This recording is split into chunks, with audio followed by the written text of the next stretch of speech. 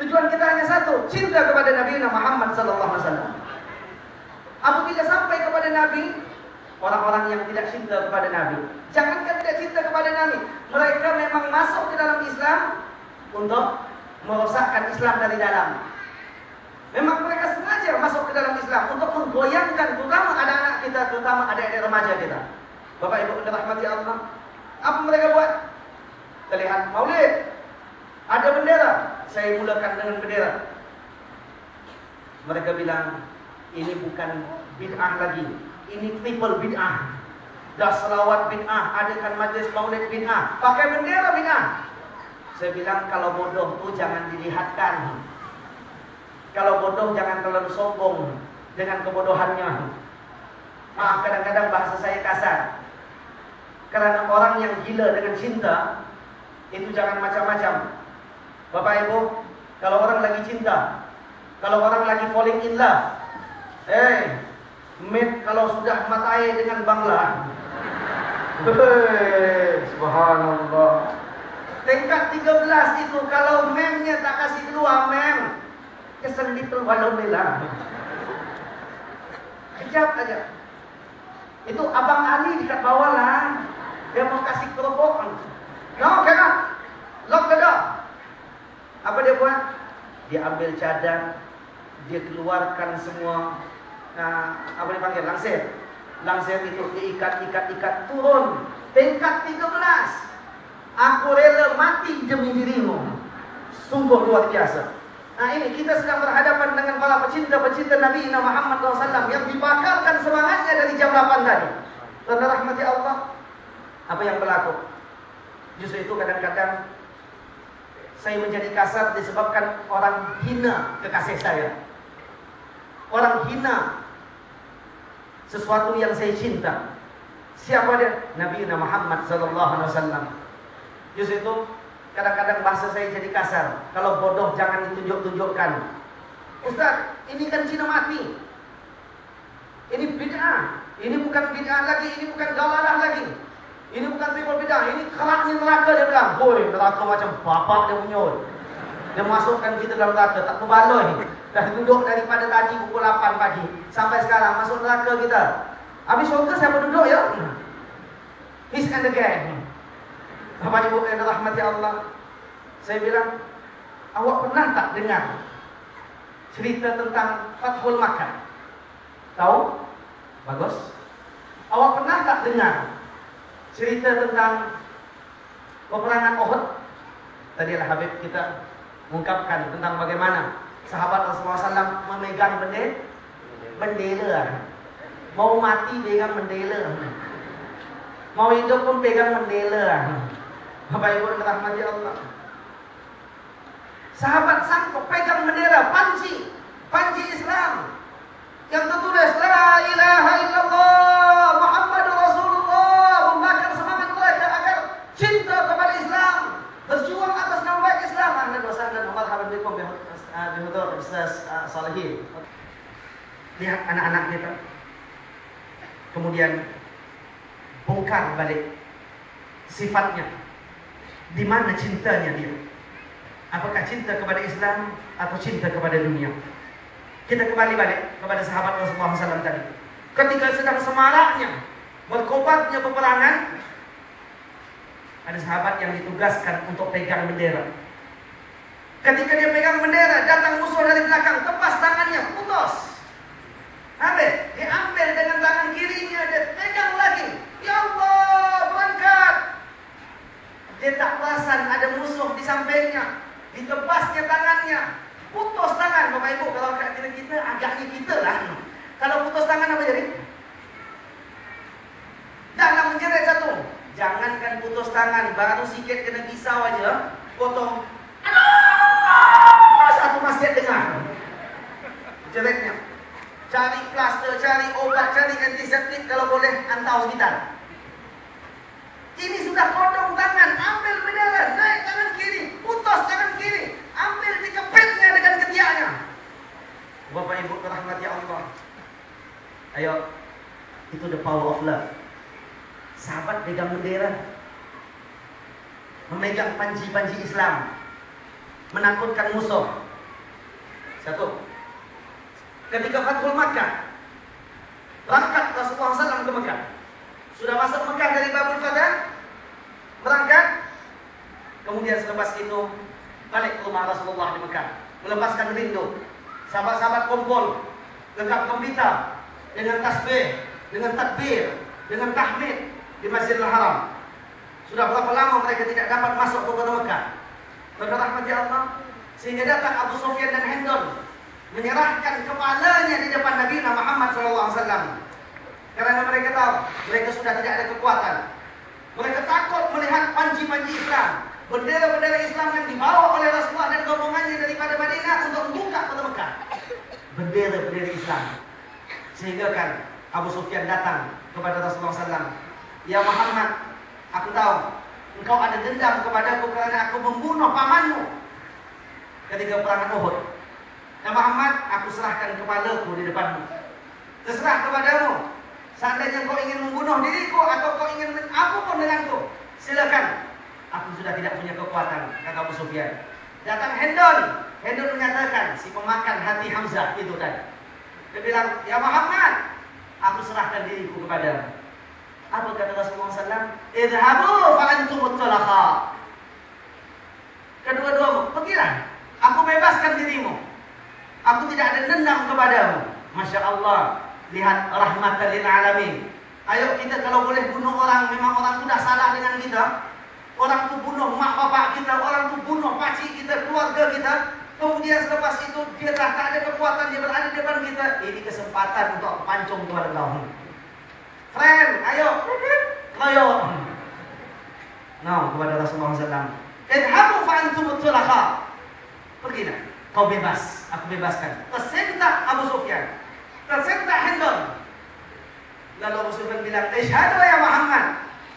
Asyhadu an la ilaha illallah wa annaka Muhammad Rasulullah. Subhanallah. Rasulullah berikan dakwah dengan syarat cinta kasih, sayang. Tonton dengan rahmati Allah. Apa yang berlaku selepas itu? Datang sahabat buat laporan. Ya Rasulullah. Rasulullah bilang, mahlan. Tenang. Kenapa kau tercungap-cungap? Ya Rasul, kami nampak ada rombongan-rombongan, kabilah-kabilah, berkumpulan-kumpulan dengan kumpulan yang besar yang datang daripada arah timur, arah selatan, dan kami tidak tahu mereka dari mana. Dan ada di kalangan sahabat yang sudah di sini pun tidak mengenali mereka. Ya kata Rasulullah, dan sambut mereka. Kenapa yang kau risaunya? Ya Rasul, laporan. Apa yang mau dilaporkan? Mereka membawa panci-panci. Mereka bergegap gembira, bertakbir, bertasbih, bertahmid. Mereka membawa panci-panci bendera dengan kalimat La ilaha illallah Muhammadur Rasulullah. Naik kuda, jalan kaki, naik unta dengan bendera. Benar rahmati Allah. Sekarang yang buat itu siapa? Ayo. Ada orang yang buat itu? Bendera? Tak ada kan? Yang ada? Gila. Cingge. Tentu rahmati Allah.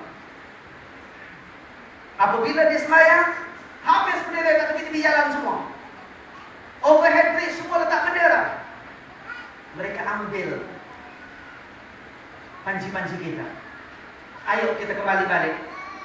Justru itu saya mulakan dengan anak-anak kecil.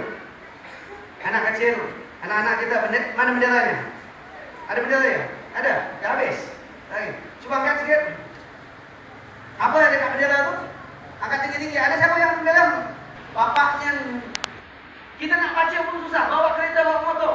Pasti ada pengumuman. Nak baca, lemung, langgar ke depan. Panjang sangat. Itulah. Kita lewat church.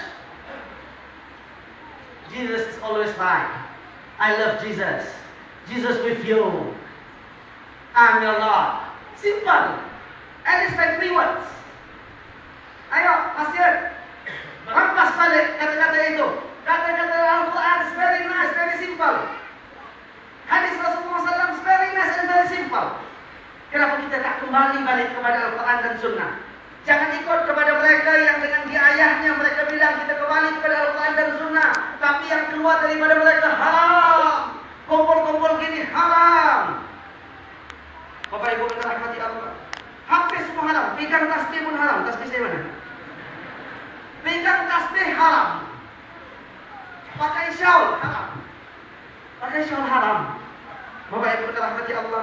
Justru saya bilang jangan melihatkan kebodohan kalau memang bodoh. Kalau cuma tahu nak kondem orang. Merujuk hadis tentang pakai shawl.